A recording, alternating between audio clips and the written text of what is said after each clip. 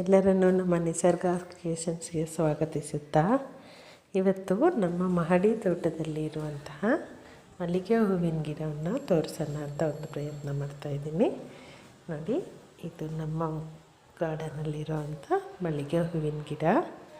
ಈಗ ನಮ್ಮಲ್ಲಿ ಹೂವಿನ ಗಿಡ ಇಡ್ತೀವಿ, ಬಟ್ ಸಮ್ಟೈಮ್ಸ್ ನಮಗೆ ಹೂಗಳೇ ಬಿಡಲ್ಲ ಅದರಲ್ಲಿ. ಅದಕ್ಕೆ ನಾನೊಂದು ಸ್ಮಾಲ್ ಟಿಪ್ಸ್ ಕೊಡ್ತೀನಿ, ಅದನ್ನು ಫಾಲೋ ಮಾಡಿ ನೋಡಿ.